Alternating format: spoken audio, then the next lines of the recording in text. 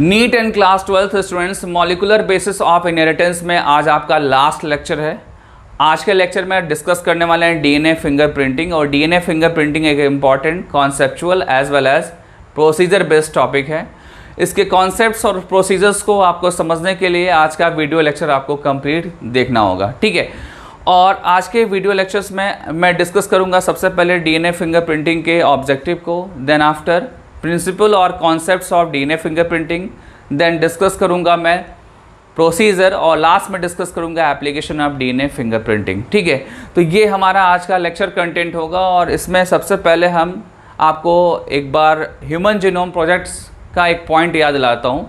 Human genome project में मैंने आपको एक साइलेंट फीचर्स बताया था। वो ये बताया था कि ह्यूमन जीनोम में जो बेस पेयर होते हैं वो बेस पेयर 3 × 10⁻⁹ बेस पेयर होते हैं। ये जो वैल्यू मैंने लिखा है ये अप्रॉक्स वैल्यू है, ठीक है। एग्जैक्ट वैल्यू क्या है इसकी? 3.3 × 10⁻⁹ बेस पेयर, ठीक है। ये टोटल जीनोम का बेस पेयर अमाउंट है ये, ठीक है।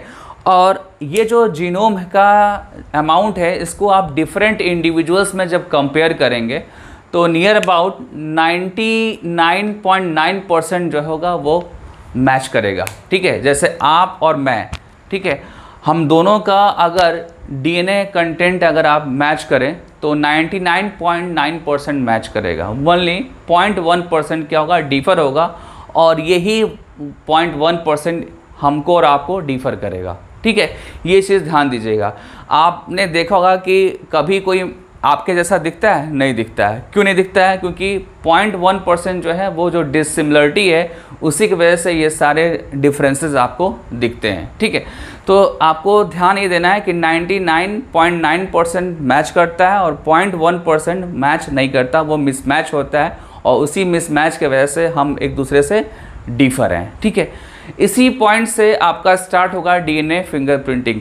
डीएनए फिंगरप्रिंटिंग एक्चुअली में हम कब करते हैं? जब हमको कहीं पे डाउट होता है। जैसे आप किसी क्राइम स्पॉट पे जाइए, क्राइम जब होता है कहीं पे तो वहाँ पे जो भी सस्पेक्ट होता है उस सस्पेक्ट पे डाउट होता है हमको। और हमको डाउट जब होता है तो उस सस्पेक्ट का सैंपल लेते हैं और क्राइम स्पॉट पे जो सैंपल मिलता है वो भी लेते हैं। दोनों का हम डीएनए फिंगरप्रिंटिंग कराते हैं और दोनों में हम सिमिलरिटीज़ और डिफरेंसेस को मैच करते हैं, ठीक है। अगर मैच कर जाता है, ठीक है, तो ये समझ में आता है कि जिस पे आपको डाउट था वैसी ने आप क्राइम किया है।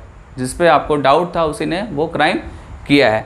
ऐसे ही रेप केसेस जब होते हैं, देन आपका पैटर्निटी टेस्ट होता है तो वहाँ पे भी डीएनए फिंगरप्रिंटिंग टेक्निक यूज़ करते हैं, ठीक है। DNA fingerprinting, paternity test, rape cases as well as other कोई क्राइम हो रहा है तो वहाँ पे आपको सैंपल और सस्पेक्ट के बीच में आपको मैचिंग कराना होता है।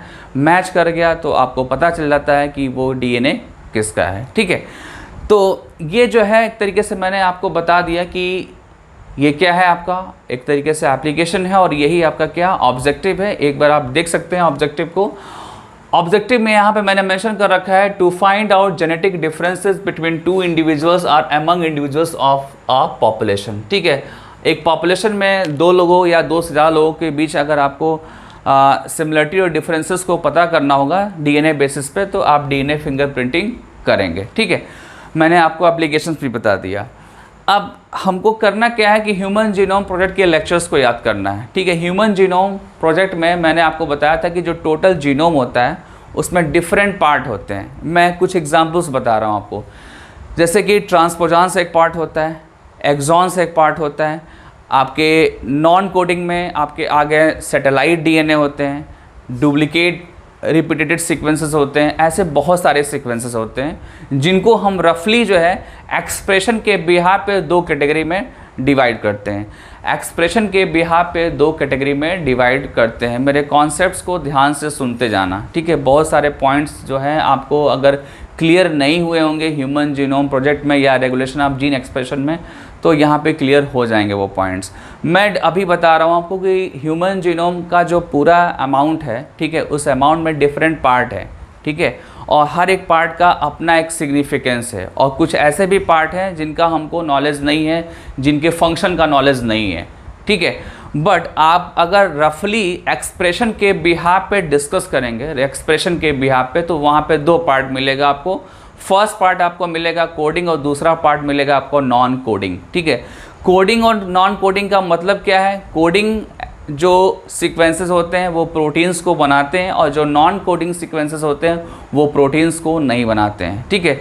इसको आप टेक्निकली क्या बोलेंगे कि जो कोडिंग होगा वो एक्सप्रेसिव होगा और जो नॉन कोडिंग होगा वो एक्सप्रेसिव नहीं होगा, ठीक है। तो ये रफली मैंने डिवाइड किया।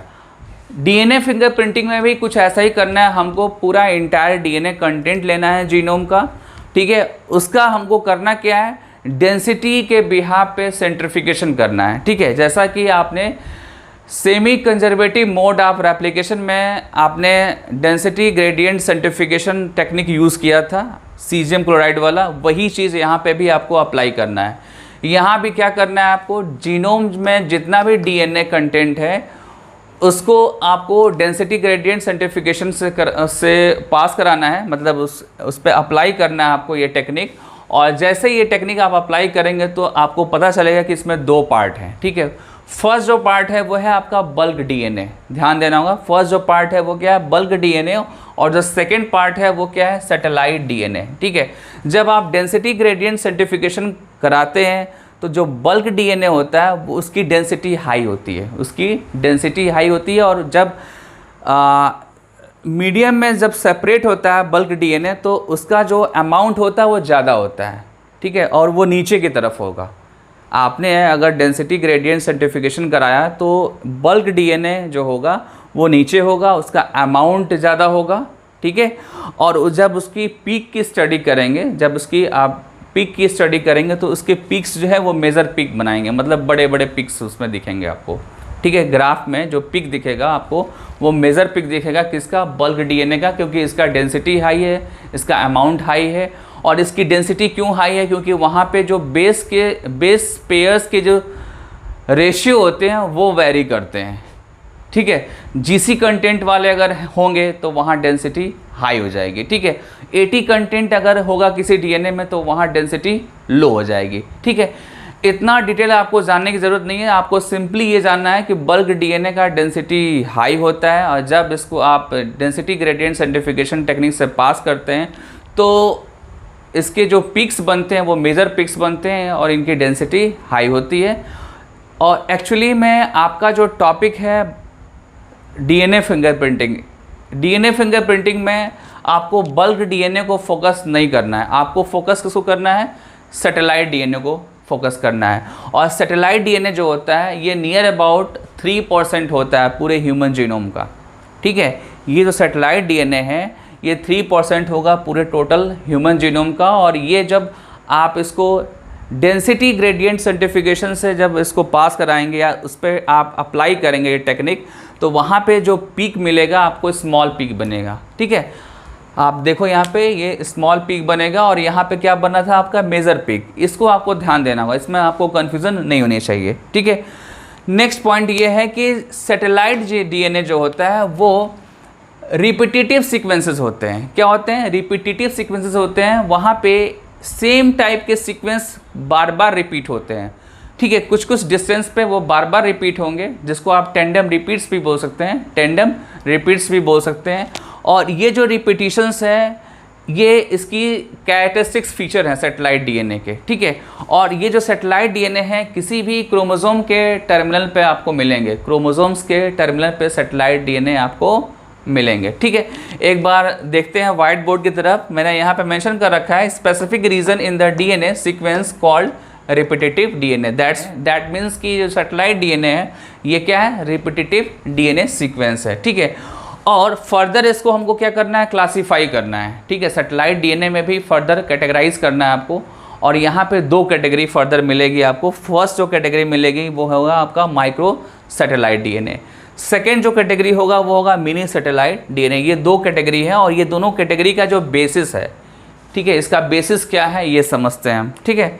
इसका बेसिस जब आप डिस्कस करेंगे तो आपको बेसिस में फर्स्ट मिलेगा आपको base composition AT rich R GC rich, मतलब कि इन दोनों में आपको AT रिच और GC रिच आपको सर्च करना है और उसके बिहाफ पे आपको क्लासीफाई करना है। ये फर्स्ट क्राइटेरिया होगा।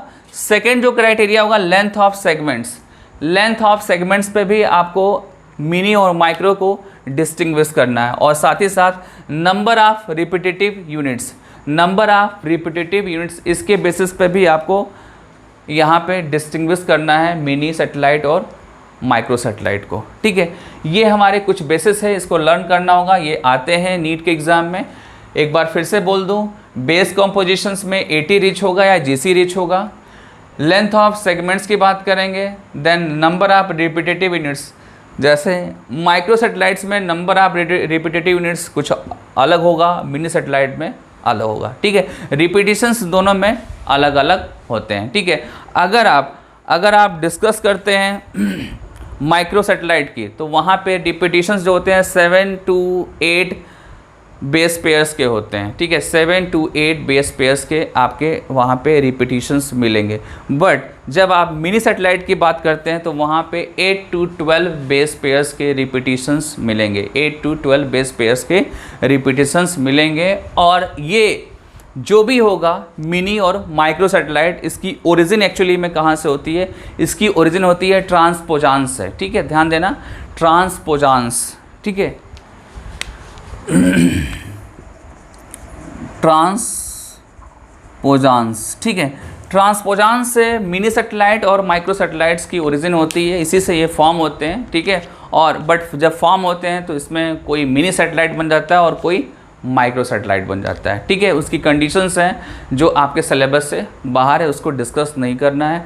और मैं आपको एक बार फिर से बता दूं कि मैं जो भी लेक्चर्स देता हूं, जो भी लेक्चर्स बनाता हूं, वो आपके नीट के सिलेबस के अकॉर्डिंग बनाता हूं। ठीक है, और एनसीईआरटी को मैक्सिमम मैं फॉलो करता हूं। ठीक है, तो ये मैंने आपको इन्फॉर्मेशन दे दिया सैटेलाइट डीएनए के टाइप्स के बारे में। इसको मैंने यहाँ पे क्लासीफाई कर दिया। इस क्लासिफिकेशन में बेसिस आपको ध्यान देना है, और ये ध्यान देना है कि सैटेलाइट डीएनए होते क्या हैं? रिपीटेटिव डीएनए होते हैं। जब इसको आप density gradient centrification technique apply करते हैं इस पर, तो सैटेलाइट डीएनए जो है स्मॉल पीक बनाते हैं, और जहाँ पे ये सेपरेट होते हैं वहाँ पे आप देखेंगे तो हमेशा ये ऊपर की तरफ होगा और इसका अमाउंट कम होगा। ठीक है, क्योंकि ये ओनली 3% होते हैं सैटेलाइट डीएनए, और सैटेलाइट में भी मिनी और माइक्रो तो और भी कम होंगे। ठीक है, तो इनका अमाउंट हमेशा कम होगा, ये हमेशा ऊपर की तरफ दिखेंगे जब आप इनको सेंट्रीफिकेशन कराएंगे। ठीक है, एक चीज़ ध्यान दीजिएगा कि यहाँ पे जो भी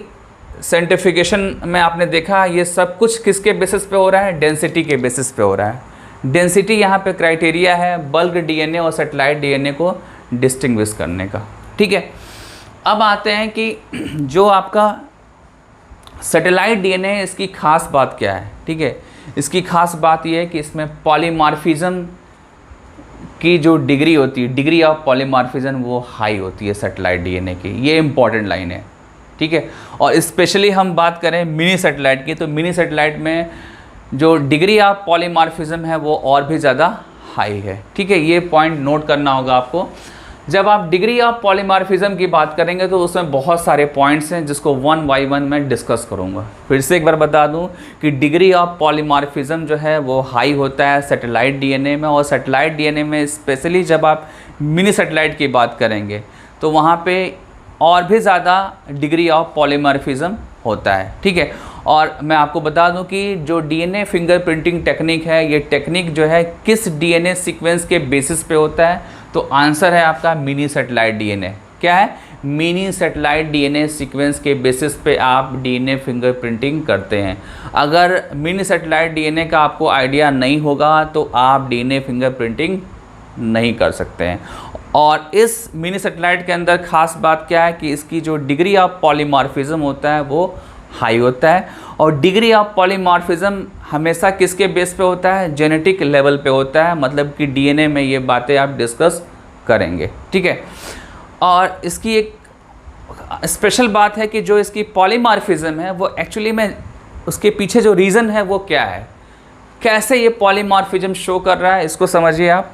पॉलीमॉर्फिज्म इसलिए शो कर रहा है क्योंकि म्यूटेशन हो रहा है। म्यूटेशन इसका मेन जो है ओरिजिन है। अगर म्यूटेशन हो रहा है तो पॉलीमॉर्फिज्म आपको दिखेगा, और ये पॉलीमॉर्फिज्म कहाँ पे दिखेगा? आपको सैटेलाइट डीएनए में दिखेगा, और जिसके वजह से क्या होगा? पर्सन टू पर्सन, ठीक है, पर्सन टू पर्सन ये जो आपका पॉलीमॉर्फिज्म है ये आपको वेरी होता हुआ दिखेगा। आपको पॉलीमॉर्फिज्म आपको पर्सन टू पर्सन आपको वेरी होता हुआ दिखेगा, और यही डिग्री ऑफ पॉलीमॉर्फिज्म जो है सैटेलाइट डीएनए का कैरेक्टरिस्टिक्स फीचर है। ठीक है, हाई डिग्री ऑफ पॉलीमॉर्फिज्म। ठीक है, अब आते हैं कुछ और पॉइंट्स। आप अगर एक ही पर्सन के डिफरेंट पार्ट्स की अगर स्टडी करें, जैसे मैं हूँ, ठीक है, मेरा यहाँ पे जो टिश्यू है या यहाँ पे जो टिश्यू है या मेरे एब्डोमेन में जो टिश्यू है या लेग में जो टिश्यू है, अलग अलग पार्ट से अगर हम टिश्यू निकालें, ठीक है, और उसमें हम पॉलीमॉर्फिज्म की स्टडी करें तो वहाँ पे आपको पॉलीमॉर्फिज्म जो होगा वो सेम मिलेगा।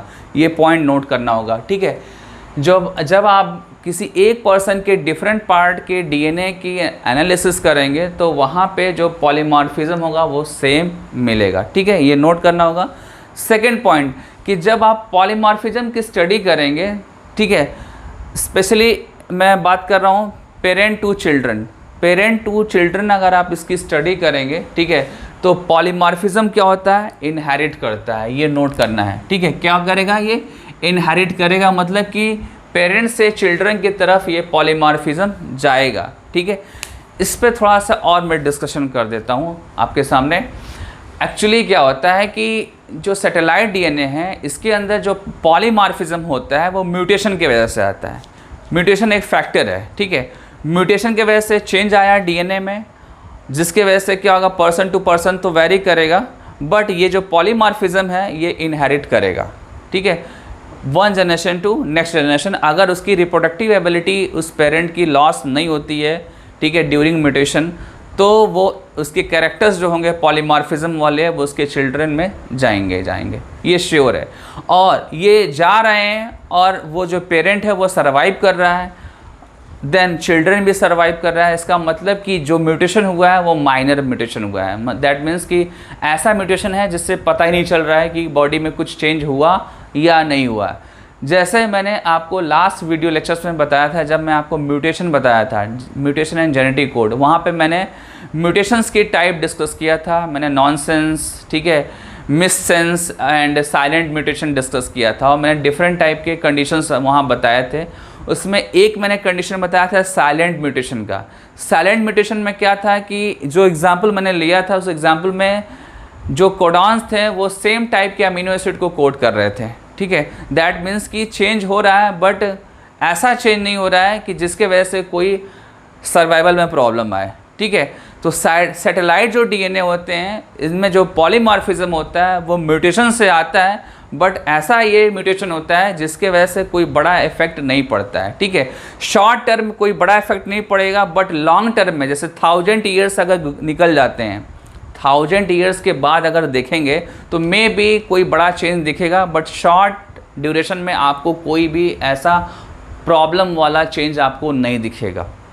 ये स्पेशलिटी है सैटेलाइट डीएनए की।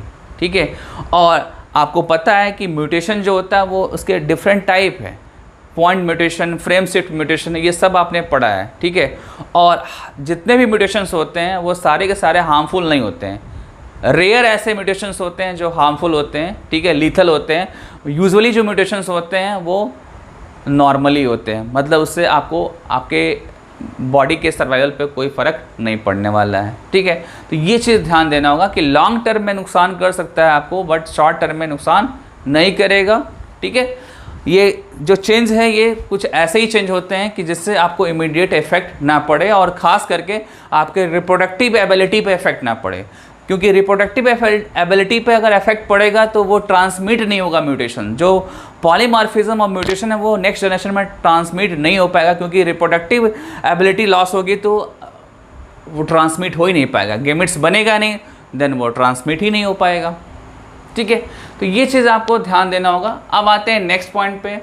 नेक्स्ट पॉइंट ये है कि जो पॉलीमॉर्फिज्म है वो एक्चुअली किसको रिप्रेजेंट करता है, वो एलील्स को रिप्रेजेंट करता है। ये लाइन आपके एनसीईआरटी की है, ध्यान देना। आप जब आप एनसीईआरटी पढ़ेंगे तो वहाँ पे आपको एक टर्म मिलेगा allele sequence variations, allele sequence variation. ठीक है, ये एलील सीक्वेंस वेरिएशन है क्या एक्चुअली में, ये है पॉलीमॉर्फिज्म। ठीक है, जब आप सैटेलाइट डीएनए में पॉलीमॉर्फिज्म आप समझ रहे थे तो वहाँ पे आपने देखा होगा कि यहाँ मैं चेंज की बात कर रहा हूँ, म्यूटेशन की बात कर रहा हूँ। ठीक है, और चेंज और म्यूटेशन आप किसी पर्टिकुलर कैरेक्टर्स में ले लीजिए। फॉर एग्जांपल मैं ले लेता हूँ, जैसे कि कुछ लोगों के हेयर कर्ली होते हैं, कुछ लोगों के हेयर स्ट्रेट होते हैं। हेयर कर्ली और स्ट्रेट दो टाइप के हेयर होते हैं, ठीक है। इन दोनों टाइप के हेयर के लिए रिस्पॉन्सिबल कौन है? डीएनए रिस्पॉन्सिबल है। डीएनए जैसा चाहेगा उसके अकॉर्डिंग कर्ली हेयर बनेगा या तो स्ट्रेट हेयर बनेगा, ठीक है। ये दोनों जो प्रॉपर्टी है ये क्या है? एक तरीके से हेयर का एक फॉर्म है, हेयर का फॉर्म है। हेयर फॉर्म जो है एक कैरेक्टर है। हेयर फॉर्म क्या है? एक कैरेक्टर है। और इस कैरेक्टर में जो दो फॉर्म मिल रहे हैं, कर्ली हेयर और स्ट्रेट हेयर, वो क्यों मिल रहे हैं? क्योंकि एलील का डिफरेंस है। किसका डिफरेंस है? एलील का डिफरेंस है। और एलील का डिफरेंस कैसे हो रहा है? म्यूटेशन से हो रहा है। कैसे हो रहा है? म्यूटेशन से हो रहा है। तो आप बोल सकते हैं कि जो पॉलीमॉर्फिज्म है वही तो एलील है। जो पॉलीमॉर्फिज्म है वही क्या है? एलील है, ठीक है। और एलील जो टर्म है ये आपने पढ़ा भी है, पहले भी पढ़ा है जब आपने 10th में जेनेटिक्स पढ़ा था। जेनेटिक्स में आपने जो है मेंडल्स लॉ पढ़े होंगे। मेंडल्स लॉ में आपका टॉल और ड्वार्फ वाले जो एग्जांपल्स थे वो एक्चुअली में किसके बेसिस पे डिस्टिंग्विश कर रहे थे आप? वो एक्चुअली में किसके बेसिस पे आप डिस्कस कर रहे थे?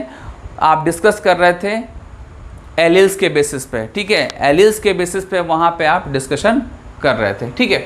तो ये जो है आपका एलील पॉइंट भी डिस्कस हो गया। एलील को मैंने पॉलीमॉर्फिज्म से कंपेयर कर दिया। अब आते हैं कि जब पॉलीमॉर्फिज्म होता है, मतलब कि जब चेंज होता है, तो चेंज जो होता है वो सिंगल न्यूक्लियोटाइड का भी होता है और मतलब फ्रेगमेंट ऑफ डीएनए का भी हो सकता है, ठीक है। जब चेंज आएगा तो सिंगल न्यूक्लियोटाइड का भी हो सकता है और फ्रेगमेंट ऑफ डीएनए का भी हो सकता है, ठीक है। शॉर्ट फ्रेगमेंट का, लॉन्ग फ्रेगमेंट का, ऐसे मतलब वेरिएबल होगा।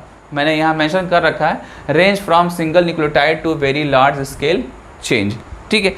एनसीईआरटी आप जब देखेंगे तो एक इसी से रिलेटेड एक पॉइंट है VNTR, वहाँ पे भी रेंज लिखा हुआ। वहाँ रेंज जो मेंशन है वो है 0.1 से 20 kb, 0.1 से 20 kb किलो बेस पेयर।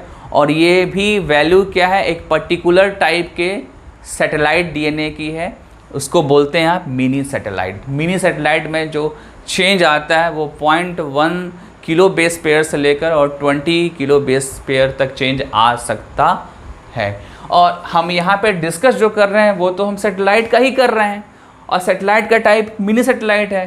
थोड़ा सा वेरिएशन हो सकता है, जो म्यूटेशन का जो डिफरेंस है थोड़ा बहुत हो सकता है, लेकिन एक चीज़ इसमें कॉमन है कि छोटा भी है और बड़ा भी है, ठीक है। अगर आप मिनी सैटेलाइट में VNTR की बात करते हैं तो वहाँ पे 0.1 से 20 kb का डिफरेंस है। और यहाँ पे जो मैं डिस्कस कर रहा हूँ ये मैंने रफली डिस्कस किया है। मैंने डिस्कस किया है मिनी और माइक्रो दोनों के अकॉर्डिंग मैंने डिस्कस किया है। यहाँ मैंने लिखा है कि single nucleotides to very large scale change, ठीक है। तो पॉलीमॉर्फिज्म का एक पॉइंट बता दिया। अब इसके बाद फिर से एक नेक्स्ट पॉइंट पे चलते हैं। नेक्स्ट पॉइंट आपका क्या है? Identification tool in forensic applications, ठीक है। मतलब कि बहुत सारे फॉरेंसिक टेस्ट होते हैं जहाँ पे ये पॉलीमॉर्फिज्म जो है वो हेल्प करता है, ठीक है। पॉलीमॉर्फिज्म हेल्प करता है। और एक और लास्ट पॉइंट है जो इम्पोर्टेंट है यहाँ पे पॉलीमॉर्फिज्म से रिलेटेड, वो है कि इसका जो बेसिस होता है वो होता क्या है? जेनेटिक मैपिंग होती है, ठीक है। जैसे किसी कंट्री की या किसी स्टेट की मैपिंग आप करते हैं, ठीक है। मैप आपने देखा होगा, पॉलिटिकल, सोशल, बहुत सारे मैप आते हैं। तो सिमिलरली यहाँ पे भी क्या है? सिमिलरली यहाँ पे भी क्या है कि ह्यूमन जीनोम का भी एक मैपिंग है, ठीक है। एक मैप है यहाँ पे, और वो मैप क्या है? पॉलीमॉर्फिज्म के लिए वो बेसिस का काम करता है, ठीक है। वो जो जेनेटिक मैप है वो पॉलीमॉर्फिज्म के लिए बेसिस का काम करता है। और साथ ही साथ डीएनए फिंगरप्रिंटिंग भी क्या है? बेस है उस पॉलीमॉर्फिज्म के लिए। मतलब कि पॉलीमॉर्फिज्म का जो बेस है वो क्या है आपका? वो है जेनेटिक मैपिंग है, देन डीएनए फिंगरप्रिंटिंग है। और ये भी पॉइंट इंपॉर्टेंट है, एनसीईआरटी की लाइन है, ठीक है।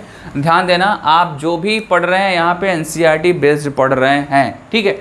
अब हम म्यूटेशंस को क्लासीफाई करेंगे, ठीक है। ध्यान दीजिएगा, म्यूटेशन को जब क्लासीफाई करेंगे तो म्यूटेशन जो है आपका दो तरह के सेल्स में हो सकता है। एक सोमैटिक सेल्स में हो सकता है और एक जर्मिनल सेल्स में हो सकता है। सोमैटिक सेल्स आपको पता है कि जो भी आपके अदर देन मियोसाइट सेल्स होते हैं जिसमें मियोसिस पॉसिबल नहीं है, ठीक है, वो जो सेल्स होंगे उनको क्या बोलते हैं? हम सोमैटिक सेल्स बोलते हैं। जैसे cardiac muscles, skeletal muscles, epithelial tissues, ठीक है।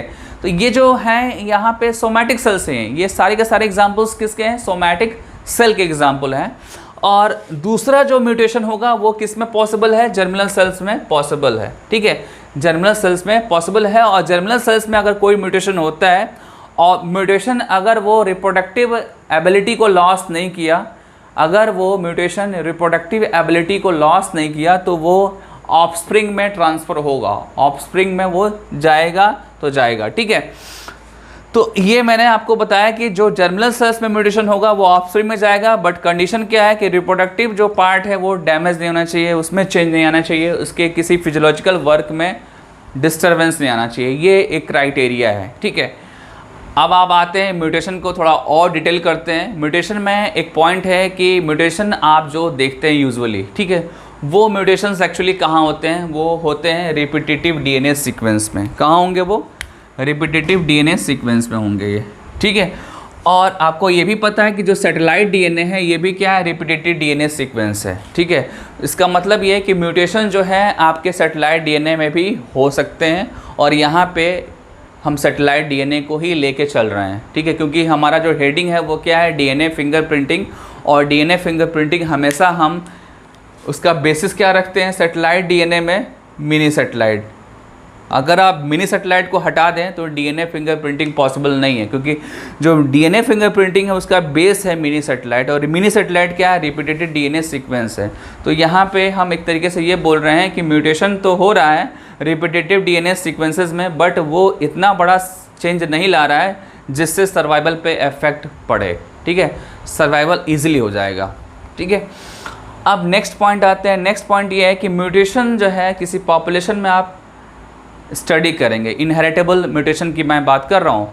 इनहेरिटेबल म्यूटेशन अगर किसी पॉपुलेशन में आप स्टडी करते हैं तो उसकी फ्रीक्वेंसी हाई होती है, और फ्रीक्वेंसी एक्चुअली में उसकी कितनी होगी, उसकी फ्रीक्वेंसी 0.01 होगा। क्या होगा, 0.01, दैट मीन्स कि 100 में 1 के अंदर जो है वो आप देख सकते हैं, आपको वो ऑब्ज़र्व करने को मिल सकता है, ठीक है। तो ये पॉइंट आप नोट कर लीजिएगा। और जब हाई डिग्री ऑफ पॉलीमॉर्फिज्म होगा तो उसको बोलेंगे क्या, डीएनए पॉलीमॉर्फिज्म। क्या बोलेंगे, डीएनए पॉलीमॉर्फिज्म। आप यहाँ देख सकते हैं, inheritable mutation is observed in a population at a high frequency. वो फ्रीक्वेंसी क्या होगा, 0.01, it is referred to as DNA polymorphism, ठीक है। देन नेक्स्ट पॉइंट है कि such mutations may not have any immediate effect. मैंने अभी बताया ना कि शॉर्ट टर्म में कोई इफेक्ट नहीं पड़ेगा म्यूटेशन का, बट लॉन्ग टर्म में पड़ेगा, ठीक है। और साथ ही साथ ये जो म्यूटेशन हो रहा है वो रिप्रोडक्टिव एबिलिटी को भी लॉस नहीं करेगा, ठीक है। तो ये हो गए म्यूटेशंस के सारे पॉइंट। यहाँ पे अभी तक जो भी आपने लेक्चर सुना उसमें आपको मेन जो पॉइंट लगा वो क्या मिला, मिनी सैटेलाइट, और मिनी सैटेलाइट के अंदर जो एबिलिटी है वो क्या है, हाई डिग्री ऑफ पॉलीमॉर्फिज्म। ये दो चीज़ें जो है के बेसिस पे डीएनए फिंगरप्रिंटिंग वर्क करता है। और लास्ट में एक पॉइंट और है, हाइब्रिडाइजेशन, ठीक है।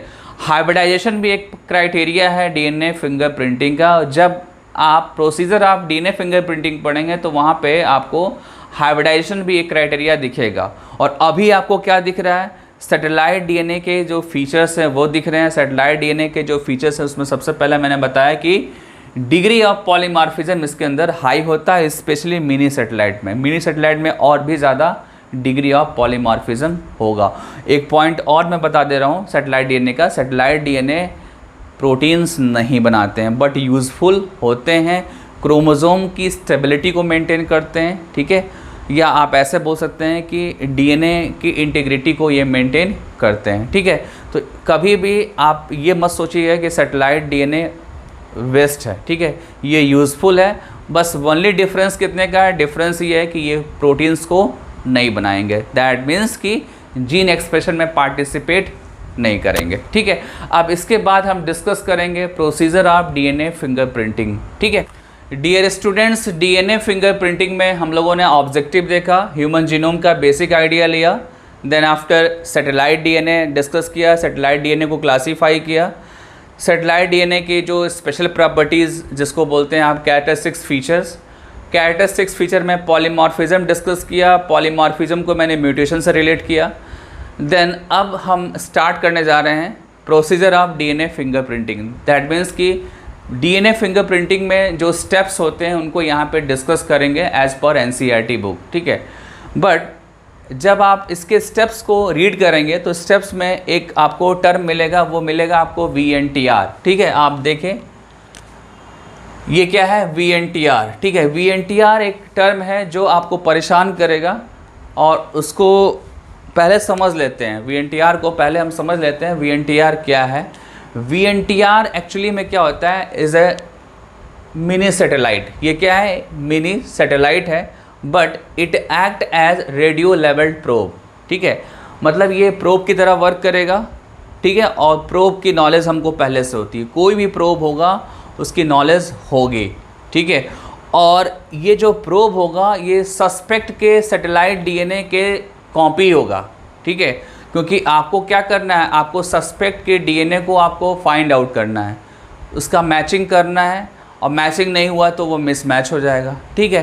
तो मैचिंग कैसे होगा, उसके लिए कोई ना कोई रेडियो लेबल्ड प्रोब या अदर कोई प्रोब होना चाहिए।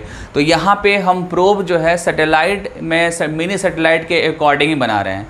यहाँ पे हम जो प्रोब बना रहे हैं वो सैटेलाइट में मिनी सैटेलाइट के अकॉर्डिंग ही बना रहे हैं। तो जो भी आप यहाँ पे सैटेलाइट डीएनए या मिनी सैटेलाइट डीएनए लेंगे जो प्रोब की तरह एक्ट कर रहा है, उसको आप क्या बोलेंगे, VNTR, ठीक है। VNTR जो नेम है, इसके पीछे जो स्टोरी है वो ये है कि VNTR इसलिए नाम दिया गया क्योंकि ये कैसा सीक्वेंस है, वेरिएबल सीक्वेंस है, ठीक है। ये पर्सन टू पर्सन वेरी करता है और ये टेंडम रिपीट्स होता है। ये क्या होता है, टेंडम रिपीट्स होता है और पर्सन टू पर्सन वेरी करता है। और ये जो लाइन है मैंने आपको पहले भी बताया है सैटेलाइट डीएनए में, ठीक है। जब आपको पॉलीमॉर्फिज्म डिस्क्राइब कर रहा था तो वहाँ पे मैंने बताया है कि ये क्या है, वेरिएबल नंबर हैं टेंडम रिपीट्स। और किसके रिपीट्स होंगे, जो बेसेस होंगे, बेस सीक्वेंस होंगे, उनके रिपीट्स की बात हो रही है। और इस टाइप के सैटेलाइट डीएनए को या मिनी सैटेलाइट डीएनए को आप बोलेंगे VNTR। क्या बोलेंगे, VNTR। फिर से बता दूं कि ये इसके बारे में आपको पहले से पता होगा, वेल नोन प्रोब होगा, और वेल नोन होगा तभी आप इसके बेसिस पे सस्पेक्ट के सैटेलाइट डीएनए में मिनी सैटेलाइट को आप मैच करा पाएंगे, अदरवाइज मैच नहीं करा पाएंगे। VNTR में जो लेंथ की बात करें, लेंथ की, तो यहाँ पे लेंथ क्या है, 0.1 से लेकर 20 किलो बेस के पेयर। मैंने आपको पहले ही बताया कि VNTR की जो लेंथ होती है 0.1 से 20 KB होती है, और इसको लर्न करना होगा। और ये जो VNTR है ये किसी भी सीक्वेंस में, किसी डीएनए सीक्वेंस में इनके जो टेंडम रिपीट्स होते हैं उनके कॉपी रिपीट्स होते हैं, कॉपी उनके रिपीट्स होते हैं। जैसे कि 6 या 8 बेसिस का सीक्वेंस बार बार रिपीट हो रहा है एक डीएनए के फ्रेगमेंट में, तो वो एक्चुअली क्या होगा, वो VNTR होगा। वो क्या होगा, VNTR होगा। और इसका एक और भी प्रॉपर्टी है कि जब आप ये कॉपी नंबर आप किसी क्रोमोसोम में आप फाइंड करते हैं, उसको आप ट्रेस करते हैं, और ट्रेस करने के बाद अगर सेम इंडिविजुअल का दूसरा क्रोमोसोम में आप सर्च कर देंगे तो वो आपको वेरिएबल मिलेगा, ठीक है। मतलब एक बार रिपीट करता हूँ फिर से कि कोई एक पर्सन लिया आपने, एक पर्सन के क्रोमोसोम्स में आपने VNTR सर्च कर लिया। VNTR में जो टेंडम रिपीट्स की जो कापियाँ हैं वो जितनी भी होंगी उस पर्टिकुलर क्रोमोसोम्स में, वैसा सेम टाइप का अदर क्रोमोसोम में नहीं मिलेगा उस पर्टिकुलर इंडिविजुअल्स में, ठीक है। ये NCERT की लाइन है, ये ध्यान दीजिएगा। देखो आप यहाँ पे, the copy number varies from chromosome to chromosome. जो भी टेंडम रिपीट्स की कॉपियाँ रिपीट हो रही हैं VNTR में, वो अगर आप क्रोमोसोम टू क्रोमोसोम स्टडी करेंगे तो वो क्या होंगे, वेरी होते हुए दिखेंगे आपको, ठीक है। और ये एक पॉइंट तो है ही आपका कि VNTR जो है वो उसकी लेंथ कितनी है, 0.1 to 20 KB। ये भी NCERT की लाइन है, ध्यान दीजिएगा। अब आते हैं हम प्रोसीजर पे। किस पे है, आ गए प्रोसीजर पे आ गए। और प्रोसीजर में फर्स्ट जो प्रोसीजर है वो क्या है, isolation of DNA. Isolation of DNA में सबसे पहले आपको क्या करना होगा, जो भी सेल आपको मिला उस क्राइम स्पॉट पे, जो भी आपको सेल मिला, टिश्यू मिला, उसको ले लिया आपने। और उसके अंदर आपको पता है ना कि न्यूक्लियस होगा, और न्यूक्लियस के अंदर क्रोमोसोम, और क्रोमोसोम का आप डीएनए क्या करेंगे, आइसोलेट कर लेंगे, ठीक है। आइसोलेट डीएनए, इंटायर डीएनए, जो भी डीएनए आपको मिला आपने आइसोलेट कर लिया, ठीक है। सपोज दैट ऐसा कुछ आपको मिला डीएनए, ठीक है। ये डीएनए मिल गया आपको, और इस डीएनए को करना क्या है, सेकेंड स्टेप देखिए लिखा है इसमें डाइजेशन ऑफ डीएनए। तो आप यहाँ पे सेकेंड स्टेप फॉलो करेंगे। सेकेंड स्टेप में करना क्या है, आपको रिस्ट्रिक्शन एंडोन्यूक्लियोजेज एंजाइम लेना है, रिस्ट्रिक्शन एंडोन्यूक्लियोजेज एंजाइम। ठीक है, ये जो एंजाइम है आपको बायोटेक में भी मिलेगा, तो घबराने की ज़रूरत नहीं है, बायोटेक जस्ट इसके बाद में पढ़ाने वाला हूँ। और रिस्ट्रिक्शन एंडोन्यूक्लियोजेज की कुछ खास एबिलिटी होती है, उसके फीचर्स होते हैं, मैं वहाँ पे डिस्कस करूँगा। फिलहाल यहाँ आपको ये समझना है कि जो डीएनए आपको मिला है उस क्राइम स्पॉट से, वो डीएनए को आपको क्या करना है, इस एंजाइम से ट्रीट कराना है। और देन क्या होगा कि इस डीएनए के बहुत सारे छोटे बड़े आपको फ्रैगमेंट्स मिल जाएंगे। ठीक है, डीएनए के बहुत सारे छोटे बड़े आपको क्या मिलेंगे, फ्रैगमेंट्स मिल जाएंगे। ये देखो आप, स्मॉल साइज़ के, कुछ मीडियम साइज़ के, कुछ लार्ज साइज़ के, ऐसे बहुत सारे आपको डीएनए के फ्रैगमेंट्स मिल जाएंगे, क्योंकि आपने क्या यूज़ किया है, रिस्ट्रिक्शन एंडोन्यूक्लियोजेज एंजाइम। ठीक है, अब करना क्या है, आपको एगरोज जेल इलेक्ट्रोफोरेसिस करनी है। ठीक है, एगरोज जेल इलेक्ट्रोफोरेसिस आपको करनी है। इलेक्ट्रोफोरेसिस एक टेक्निक है, ठीक है, जिससे डीएनए का सेपरेशन करते हैं। और इस इलेक्ट्रोफोरेटिक टेक्निक में एक जेल यूज़ करते हैं जिसको बोलते हैं एगरोज जेल।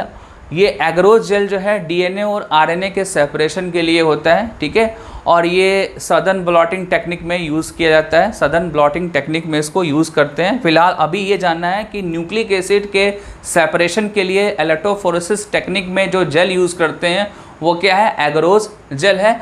एगरोज जेल के थ्रू क्या करते हैं, ये जो डीएनए के फ्रेगमेंट्स हैं इनको हम सेपरेट करते हैं।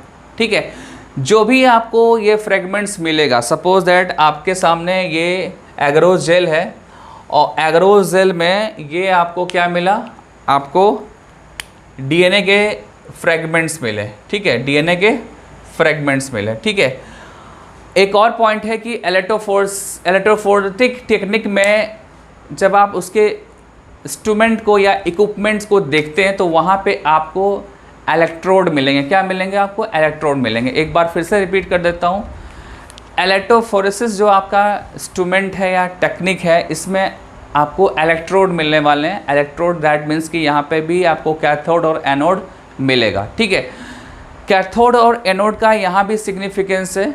यहाँ पे जो कैथोड है, कैथोड पे आप डीएनए फ्रेगमेंट के सैंपल को डालते हैं। देन डीएनए फ्रेगमेंट में जो स्मॉल साइज़ के फ्रेगमेंट्स होते हैं वो एनोड की तरफ मूव करते हैं, एनोड की तरफ मूव करते हैं, क्योंकि एनोड पे अपोजिट चार्ज है, एनोड पे पॉजिटिव चार्ज होता है और डीएनए पे नेगेटिव चार्ज होता है।